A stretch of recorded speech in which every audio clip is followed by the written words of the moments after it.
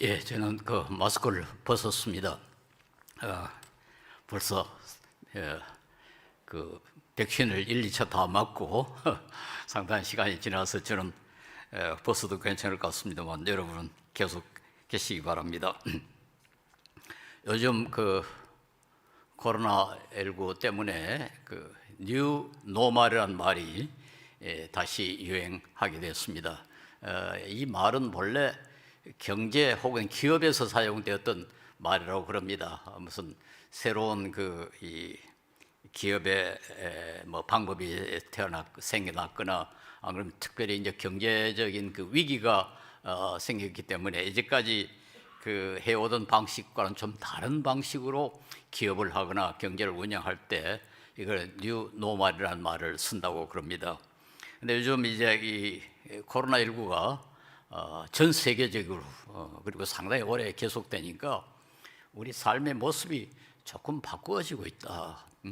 그 전에 우리가 정상이라고 생각했던 것이 비정상적인, 아브노멀, 노멀했던 것이 아브노멀하게 돼간다. 같이 모여서 교대하는 사람들이 뭐 5사람 이상 못 모이고 무슨 마스크를 껴야 되고 그렇게 하니까 이게 처음에는 이게 아주 비정상이다, 아브노멀이다. 그러다가 이게 어느 정도 계속이 되니까 그리고 사람들이 거기에 적응을 하고 더군다나 또 좋은 점도 나타나고 그러니까 이게 뭐 새로운 정상이 되는 게 아니냐. 그래서 뉴 노멀이라 그렇게 말하는 사람들이 있다고 그럽니다. 그래서 뭐 이게 단순히 그저 우리가 많이 같이 모이지 못하는 거 혹은 뭐 마스크를 끼는 거 그 외에도 가령 뭐 택배 산업이 이제 갑자기 발전이 되죠. 그러니까 가게도 이제는 그 주문을 해다가 이제 그 물건을 사고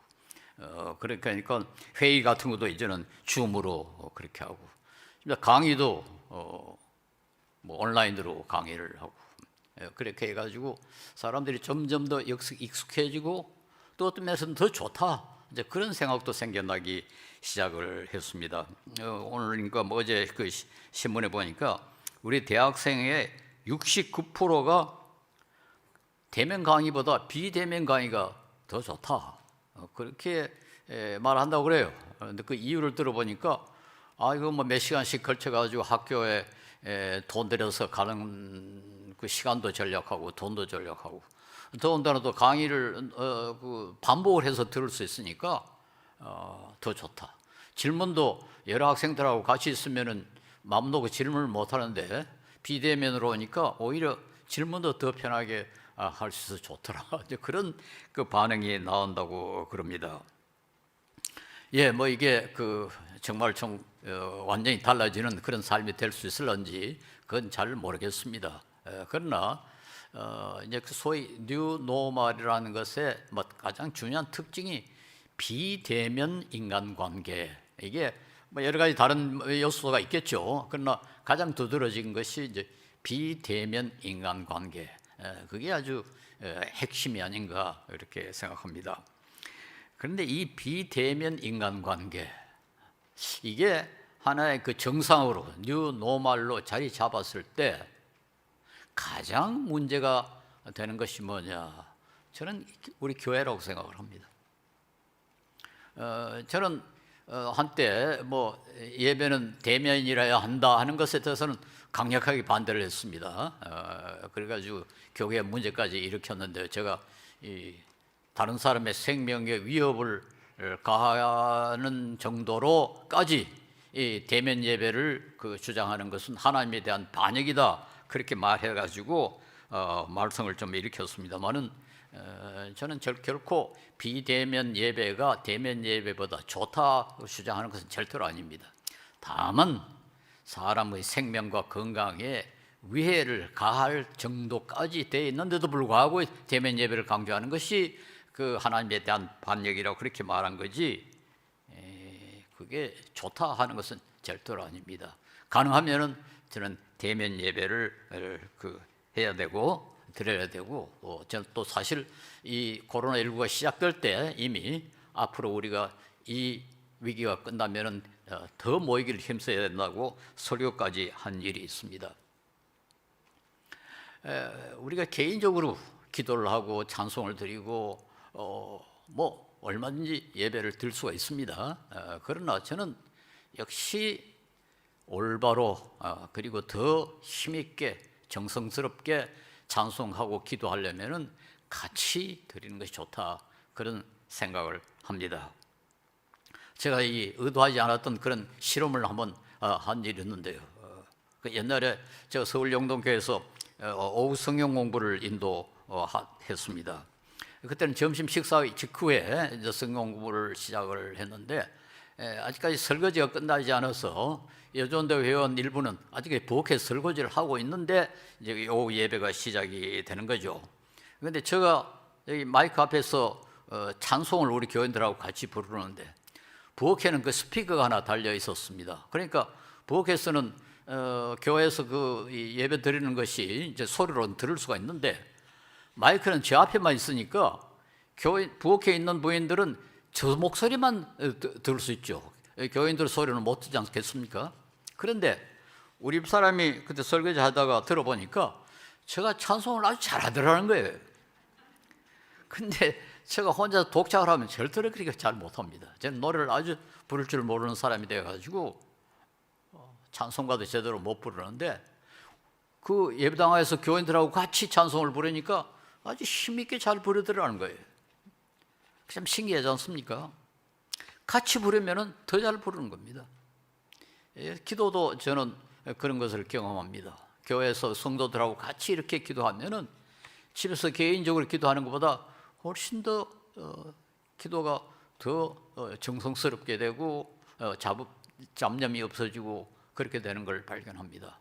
요즘 뭐 수요 예배도 없고 오후 성경 공부도 없으니까 제가 다니는 교회도 목사님이 온라인으로 이제 그 예배를 매일 뭐 새벽 기도를 인도하는데 우리 부부가 앉아가지고 그 예배를 들으는데요.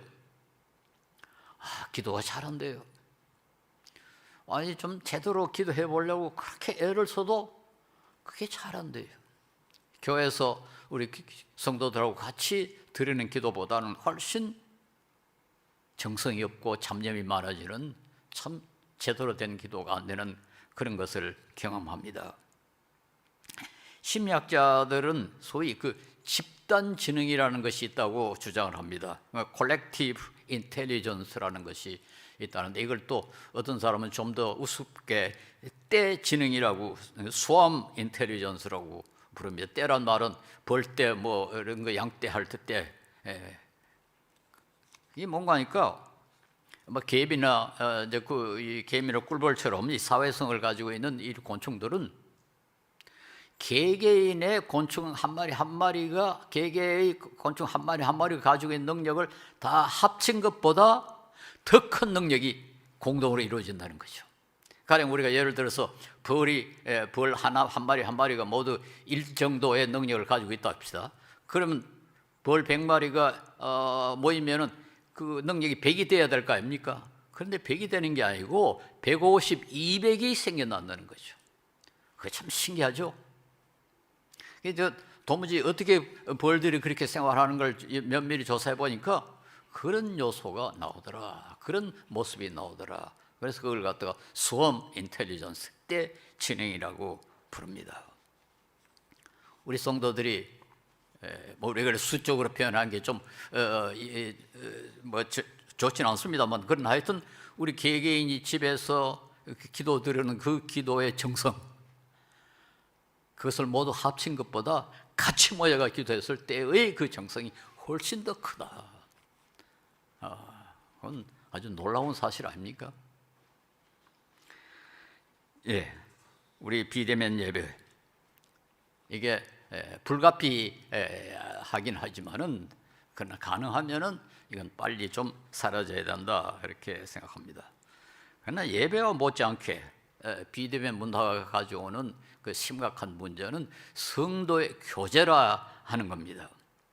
우리 사도신경에 성도의 교제를 언급하고 있지 않습니까?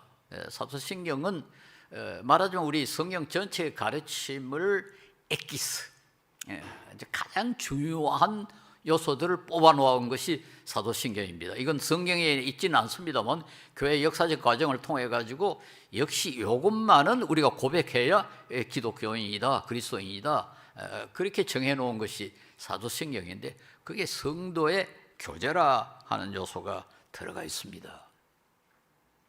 성도들의 교제가 우리 신앙생활에 아주 기본적인 요소 가운데 하나라, 그 말이 아니겠습니까?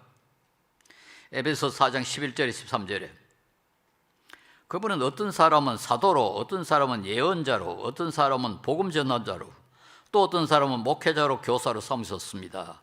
그것은 성도들을 준비시켜서 봉사의 일을 하게 하고 그리스도의 몸을 세우게 하시려는 것입니다. 그리스도의 몸. 그래야 우리 모두가 하나님의 아들을 믿는 것과 아는 일이 하나가 되고 온전한 사람이 되어 그리스도의 충만하심의 경지에까지 이르게 됩니다. 좀 복잡한 말입니다만 우리가 이 성숙한 그리스도인, 여기에 온전한 사람, 성숙한 사람, 참 그리스도인다운 그리스도인이 되는 것은 혼자서 되는 게 아니다. 같이 되는 거다. 성도들과 같이 예배를 드리고 찬송을 부르고 봉사를 함으로 이루어진다 하는 겁니다. 우리가 서로 자극을 받고 어떤 면에서 서로 감시도 받고 또 서로 본도 보고 그리고 자극도 받고 이렇게 해가지고는 우리 자신도 모르게 조금씩 성숙해서 그리스도의 모습을 이루고 우리가 모두 합쳐서 머리신 그리스도를 섬기는 그런 상황이 된다 하는 것을 가르치고 있습니다. 그래서 교회와 성도는 같이 자랍니다. 교회가 신사적이면 교인들도 신사적이 되고 교인 한 사람 한 사람이 다 신사적이 되면 물론 교회도 신사적이 되고 역도 마찬가지입니다. 2019년에 노벨 경제학상을 받은 분이 바네지라는 분이 있는데요. 인도 출신 미국의 MIT 교수입니다. 그리고 부인은 프랑스 출신인데 이 부부가 공동으로 노벨 경제학상을 받았습니다. 그분들이 쓴 그 책이 하나 어려운 시대의 선한 경제학 뭐 이렇게 번역할 수 있는 책이 있는데 그게 아주 재밌는 실험을 하나 소개하고 있습니다. 어떤 게임을 하나 만들었는데요. 동전을 이렇게 던져가지고 뭐 어느 편이 나오면은 돈을 주는 겁니다. 현금을 상을 줘요. 그 정반대 쪽이 나오면 이제 상을 안 주고 그렇게 나오는데 일부러 아주 쉽게 속일 수 있도록 그렇게 만들어 놨답니다. 그래가지고 조금만 속이면 돈을 받을 수 있도록 그렇게 만들어 놨는데 이걸 스위스에서 실험을 하면서 그 동전 던지는 사람 보고 당신은 스스로를 은행원이라고 한번 생각해 봐라. 그리고 동전을 던지게 했더니 거짓말을 많이 하더래요. 많이 속이더래요. 당신이 시민운동하는 사람이라고 자원봉사하는 사람이라고 한번 생각해 봐라. 그렇게 하고 동전을 던지게 했더니 훨씬 더 정직하게 하더라는 거예요. 그러니까 은행원이라고 생각하면은 부정직하게 되고 시민운동하는 사람이라 하면 정직하게 되고 그 다음에 덴마크 사람에게 동전 한번 던져봐라. 그래, 당신이 공무원이라고 한번 생각해봐라. 그렇게 하고 동전을 던지게 했더니 아주 정직하더래요.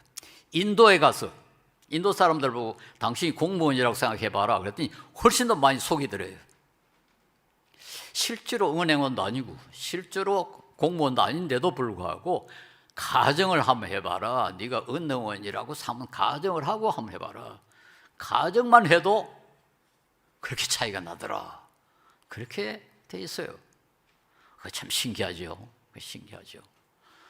우리가 어느 공동체에 속해 있는가에 실제로 속해 있거나 그저 상상으로 내가 거기에 속해 있다고 생각했을 때 그 차이가 그렇게 난다는 겁니다.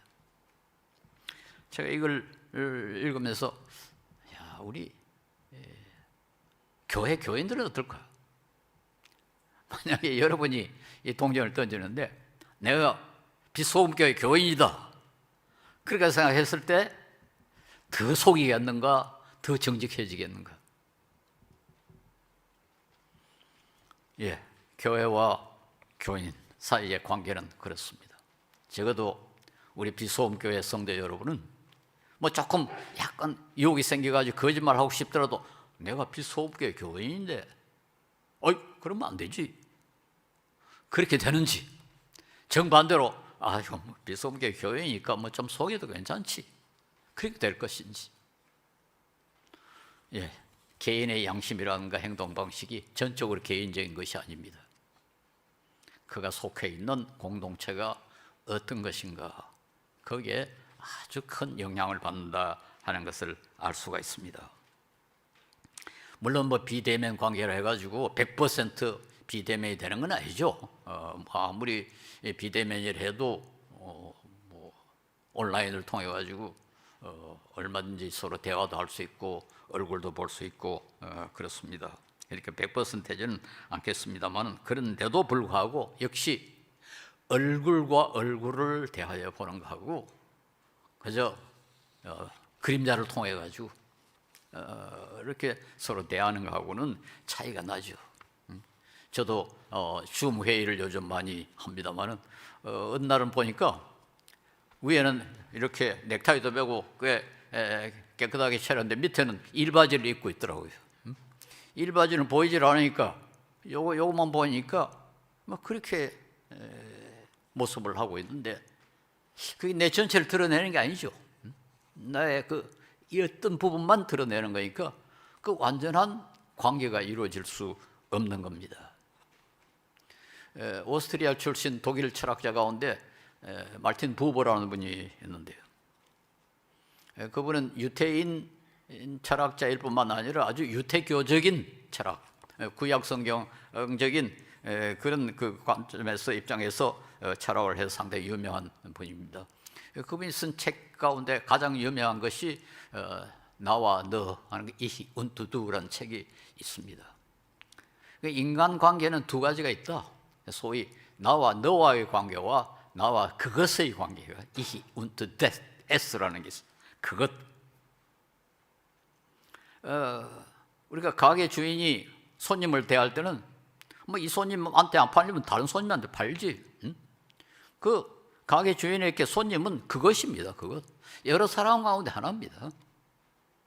국회의원이 뭐 투표 선거운동할 때 이 유권자 하나하나는 그것입니다. 뭐 이 사람 아니면 다른 사람이 또 얼마든지 바꿔줄 수가 있는 거예요. 그러나 가족은 그렇지 않죠. 친구는 그렇지 않죠. 인격적인 관계는 소위 나와 너와 너라고 말하는 대상은 이 세상에 하나밖에 없어요. 인격적인 관계, 제대로 된 관계는 나와 너의 관계고, 나와 그것의 관계는 뭐 사람이나 물건이나 뭐 짐승이나 아무 차별 없는, 그 차이 없는 그런 관계가 되는 거죠. 진정한 인격적 관계, 그건 너라고 할 수 있는, 당신이라고 할 수 있는, 즉 대면에서 당신, 거기서 참 완전한 인간적 관계가 만들어집니다. 우리 그 인격이라는 말, 이게 사실은 우리 전통적으로 내려오는 인격이라는 건 그 사람의 품격, 그 사람이 점잖은가, 그 사람이 정직한가, 이런 걸 인격이라고 그럽니다만은, 우리 철학이나 신학에서 사용하는 인격은 사람격. 그래서 이건 옛날 우리나라에서는 없던 단어입니다. 그리고 서양에서도 이건 기독교에서 신학이 처음으로 만들어낸 단어입니다. 물론 로마에는 그 법학에서도 인격이라는 말을 사용을 했습니다. 그래서 오늘 또 법인이란 말이 있죠. 법인. 그 하나의 공동체가 인격적인 그런 그 기능을 한다 해서 법인이라고 그렇게 부릅니다만은, 이 단어의 그 헬라어는 프로스폰이라는, 인격이라는 말에 그 프로스폰이라는 단어에서 나오는데, 프로스폰이라는 단어는 얼굴을 뜻합니다. 얼굴.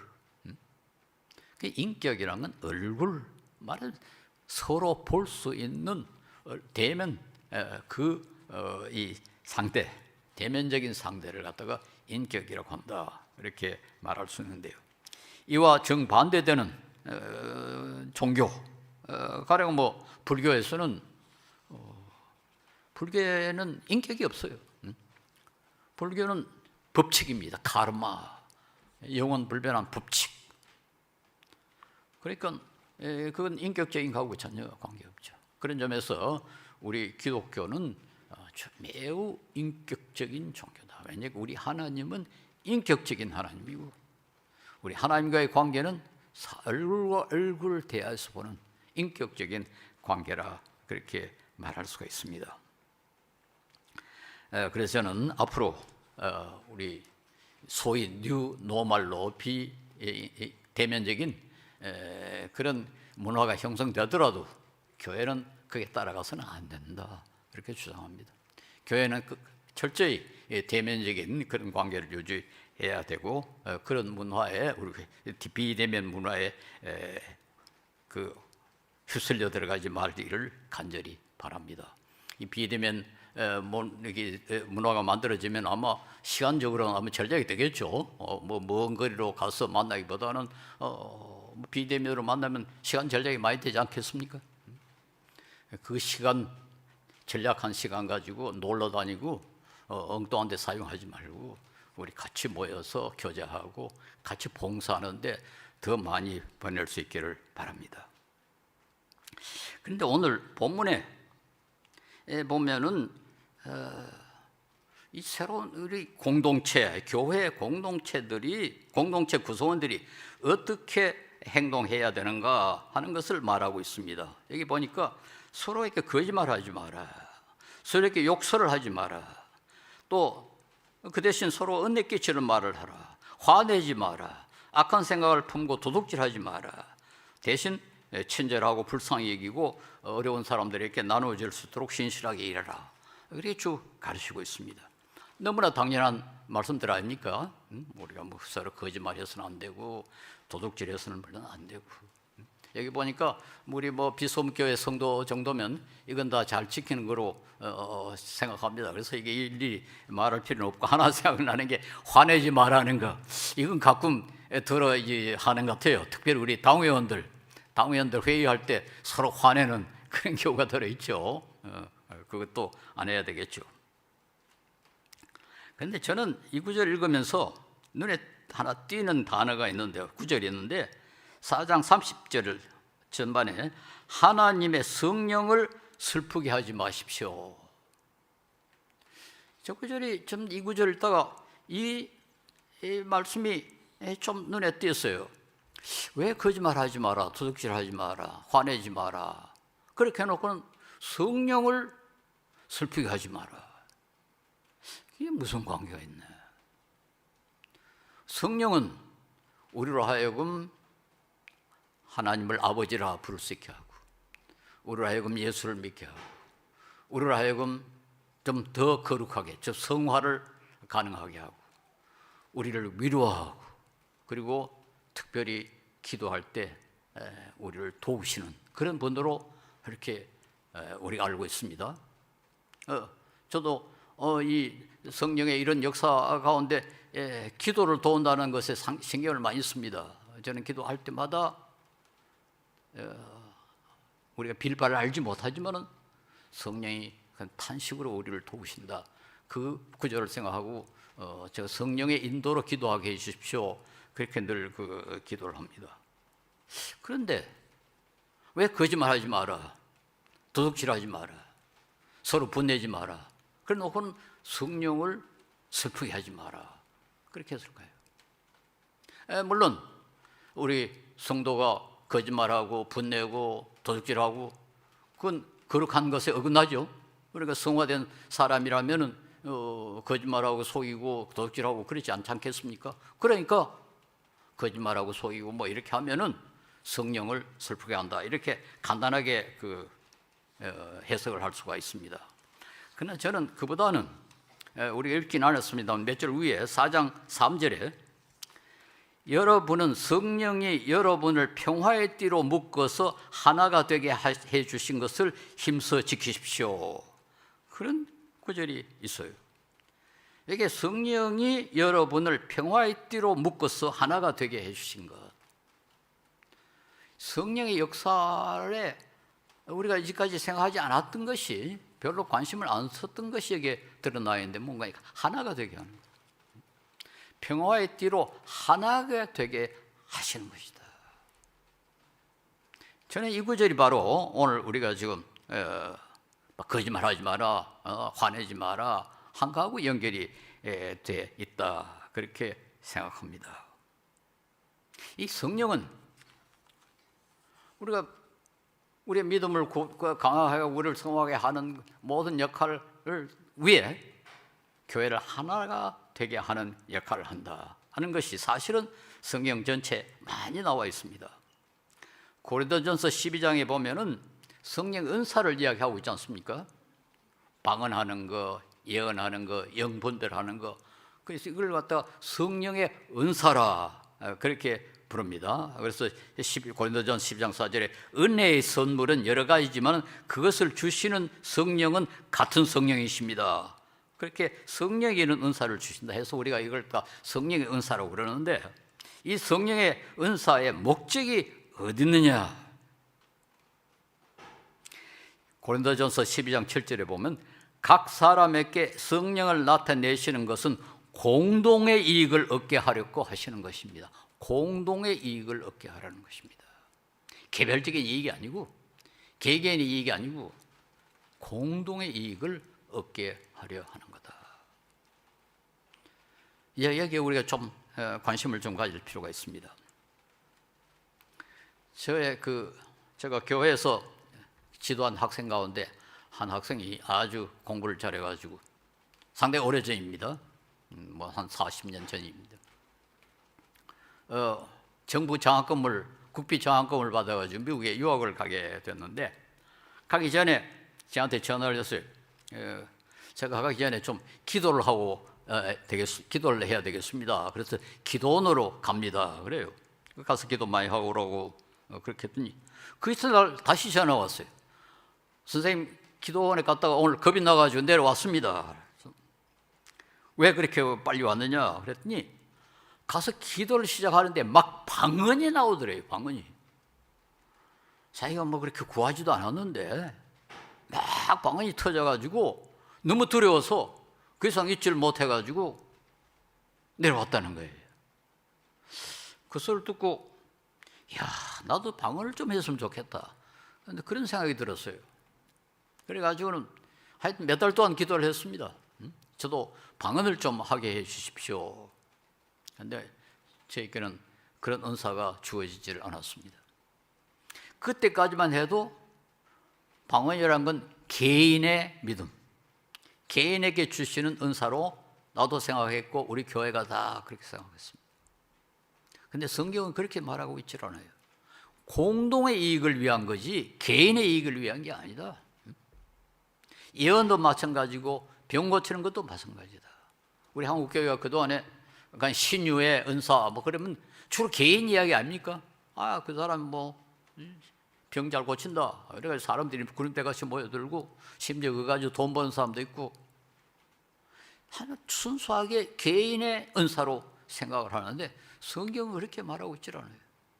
공동의 이익에 도움이 안 되면 아무 소용이 없다. 방언도 다른 사람들이 알아듣지 못하면 하지 마라 그랬어요. 아니면 그 방언을 통역할 수 있는 사람이 있으면 좋다. 그 말은 뭐를 뜻합니까? 다른 사람의 이익, 교회 전체 이익에 도움이 될 때만 방언이 가치가 있고, 공동의 이익, 교회 전체에 도움이 될 때만 신유 병 고치는 것도 하나님의 은사다. 그렇게 되어 있습니다. 그래서 여기 다시 이 구절을 보면은 거짓말하면 어떻게 되느냐? 그 자체가 나쁜 건 사실이지만 그보다 더 나쁜 것은 뭔가 하니까 인간관계를 망가뜨린다. 그렇지 않겠습니까? 성도끼리 거짓말하면 하나가 되겠습니까? 도둑질하면 되겠습니까? 이게 보니까 우리가 지켜야 할 것, 거짓말하지 말고 도둑질하지 말고 화내지 말고, 이 모든 것이 인간관계, 성도와의 관계에서 중요한 거고, 이 말씀들을, 이 규칙들을 지키는 이유는 바로 성도들이 하나 되게 하는데 도움이 되기 때문에 그렇다. 그래서 이 초점이 다른 데 있습니다. 뭐 우리 정직하고 뭐 이것도 참 중요합니다. 그 자체가 나쁘다는 거 아니에요. 우리 성도들이 이렇게 성화되어 있어야죠. 그러나 그 목적이 단순히 내가 훌륭한 성도가 되는 것으로 끝나지 않고 공동의 이익, 교회가 하나 되게 하는데 도움이 되기 때문에 그것이 중요하다. 이것이 오늘 본문이 아주 강조해서 가르치는 겁니다. 그래서 바울은 빌립보서 2장 3절에 3절에서 5절에 어떤 일을 하든지 다툼이나 허영으로 하지 말고 겸손한 마음으로 하고 서로를 자기보다 남을 나게 여기십시오. 여러분, 자기 일만 돌아보지 말고 서로 다른 사람들의 일도 돌봐주십시오. 여러분은 이런 태도를 가지십시오. 그것이 곧 그리스도 예수께서 보여주신 태도입니다. 남을 나보다 낫게 여기고. 말이 쉽지 그게 쉽습니까? 제가 우리 집사람이 가게 갈 때 몇 번 따라가 봤습니다. 특별히 그 과일 그걸 고를 때 보니까 이게 뭐 바구니에 귤이니 뭐 사과니 작성했는데 우리 집사람이 볼 때 보면 뒤져가지고 제일 보기 좋고 튼튼하고 싱싱한 것만 골라요. 옆에서 이렇게 보면 좀 민망할 정도로 골라요. 야, 저렇게 골라내버리면은 그 다음에 오는 사람은 뭐를 먹나 싶은 생각이 들 정도로 막 뒤져가지고 좋은 것만 골라요. 집에 와서 반찬이나 음식을 만들 때 이렇게 보면 상에 차린 게 나를 위해서, 자식들을 위해서 좋은 건 다 남겨놓고 나쁜 것만 자기가 먹어요. 참 신기하죠. 신기하죠. 왜 가게에서는 그렇게 좋은 것만 우리가 가져오려고 그러고 집에서는 나를 위해서, 가족을 위해서 자기는 제일 나쁜 거 고르고. 이 바울 사도가 원하는 게 바로 그겁니다. 남을 나보다 낫게 여기고. 성도가 그렇게 서로 사랑해야 된다는 거 아닙니까? 그게 바로 그리스도의 마음이다 그랬습니다. 그게 바로 그리스도의 마음이다. 네, 저는 이걸 좀 강조하고 싶습니다. 네, 그리고 바울 사도는 이어서 빌립보서 2장 2절에 말하기를 여러분은 같은 생각을 품고 같은 사랑을 가지고 뜻을 합하여 한 마음이 되어서 나의 기쁨을 넘치게 하십시오. 나의 기쁨을 넘치게 하십시오. 물론 바울 사도는 빌립보 교회를 세웠으니까 교인들이 하나 되면 기쁘게 했죠. 성령도 마찬가지입니다. 성령도 마찬가지. 바울 사도만 기쁘게 하는 게 아니라 성령을 기쁘시게 하는 교회가 하나 되는 것. 앞으로 비대면 인간관계가 아무리 소위 뉴 노멀로 자리 잡더라도 교회는 이 세상과 분리된 아주 특별한 집단입니다만 교회는 이런 풍조에 휩쓸리지 말아야 됩니다. 교회는 서로를 나보다 낫게 여기는 그런 성도들로 하나가 되어서 같이 아파하고 같이 슬퍼하고 같이 기뻐하는 우리 가족처럼 그렇게 돼야 되지 않을까 생각합니다. 우리 목사님 광고를 보니까 목이 아프다 그러니까 우리 모두 기도하자. 제가 다니는 교회도 최근에 웬일인지 암 환자가 엄청나게 많이 생겨가지고 하여튼 기도의 거의 대부분이 새벽 기도에 보면 누구는 어떻고 누구는 어떻고 그래서 교인 전체가 매달려가지고 암 환자를 위해서 기도하는데 참 감동적입니다. 감동적이에요. 하나님께서 기도를 많이 잘 들어주시는 것 같아요. 상당히 좀 효과가 있어가지고 많이 고쳐졌습니다. 우리 같이 슬퍼하고 같이 아파하고 얼마나 중요한지 모릅니다. 단순히 그 사실 자체뿐만 아니라 그것이 우리에게 주는 그 심리적인 이익 말할 수 없죠. 제가 그런 그 이야기를 어디서 썼습니다만 왜 의좋은 형제 이야기 있지 않습니까? 형제가 있었는데 동생이 새살림을 차려가지고 집을 나갔는데 추수를 한 다음에 동생이 생각하기를 형님은 부모님도 못 써야 되고 식구도 많고 하니까 아마 돈이 많이 필요할 거다. 그래서 밤에 몰래 배를 한가마에 치고 몰래 가서 형 집에 갖다 놨습니다. 형은 생각하기를 동생이 새 살림을 꾸몄는데 가구도 필요할 거고 세계 많이 필요할 텐데 돈이 많이 필요할 거다. 그래서 몰래 배를 한가마에 또 동생 집에 밤에 갖다 놨습니다. 그게 있다 보니까 배가 없어지지 않고 수가 줄어지지 않고 볏가만이 그대로 있거든요. 내친 김에 그러면 또 오늘 또 갖다 줘야지. 두 사람이 번갈아 가면서 계속 지금 벼선물 밤중에 몰래 갖다 놓았는데 어느 달 밝은 밤에 두 사람이 길에서 한가에서 만났습니다. 서로 부둥켜 안고 울었다. 그런 이야기가 동화에 나와 있는데 제가 그걸 조사를 해보니까 이스라엘도 똑같은 이야기가 있다고 그래요. 그리고 그게 또 서양으로 전파가 되어가지고 서양에서도 똑같은 이야기가 있어요. 그 차이는 우리나라의 이야기에는 서로 부둥켜 울었고 서양의 이야기는 서로 웃었다고 되어 있습니다. 웃었거나 울었거나 참 감동적인 이야기인데 한번 생각해 봅시다. 서로 이렇게 계속 그 볏가마를 주면은 결과적으로 남는 건 똑같지 않습니까? 한 사람이 덕을 보고 한 사람이 손해보는 건 아닙니다. 그런데 그런데도 불구하고 그 두 사람이 심리적으로 얼마나 안정이 되겠습니까? 내가 어려움을 당하면은 동생이 나를 도와줄 거다. 내가 어려움을 당하면 형이 도와줄 것이다. 그 심적인 안정. 우리 성도들끼리 좀 그런 모습을 보여주면 얼마나 좋겠습니까?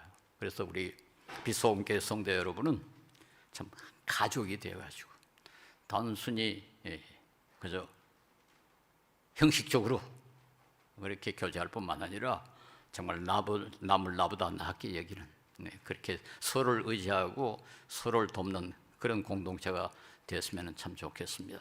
제가 한 가지 좀 우리가 한국 교회 이 교제에 대해서 좀 느끼는 것이 있는데요. 한국 교회는 이렇게 서로 어려울 때 돕는 것, 또 고통을 당할 때 슬퍼하고 같이 슬퍼하고 위에서 돕는 건 참 비교적 잘해요. 한 가지 약간 부족한 게 뭔가 있는데 뭔가 하니까 같이 기뻐하는 것이 좀 약해요. 기뻐하는 것이 좋은 일 있을 때 진심으로 축하하고 같이 기뻐하는 것에 좀 약해요. 우리 한국인이 이 경쟁심이 너무 강해가지고 질투해요, 질투.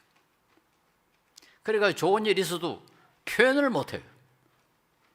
다른 사람이 같이 기뻐해 주면 참 좋겠는데 질투하니까 말을 못하는 거죠. 그건 좀 우리가 고쳤으면 좋겠습니다. 제가 이런 말을 하는 이유는 제가 잘 아는 장로님 한 분 자기 아들이 아주 좋은 학교에 의과대학에 합격을 했는데 제가 어떻게 알고 축하를 했더니 저한테 그래요. 장로님 저는요 입을 뒤집어 쓰고 만세 부릅니다. 그 소리를 듣고 나니까 참 마음이 아파요. 왜 입을 뒤집어 쓰고 만세를 불러야 되나? 교회에서도 그랬어야 되겠나? 그래서 우리 서로 참 진심으로 축하하고 기뻐해 줄 수 있어야 됩니다. 교회에 좋은 일 있으면 그 결과적으로 간접적으로 우리에게 이익이 되지 않습니까? 교회에 훌륭한 인물이 나오면은 내가 손해볼 거 없죠. 덕보죠. 그러니까 우리 같이 기뻐할 이유가 충분합니다.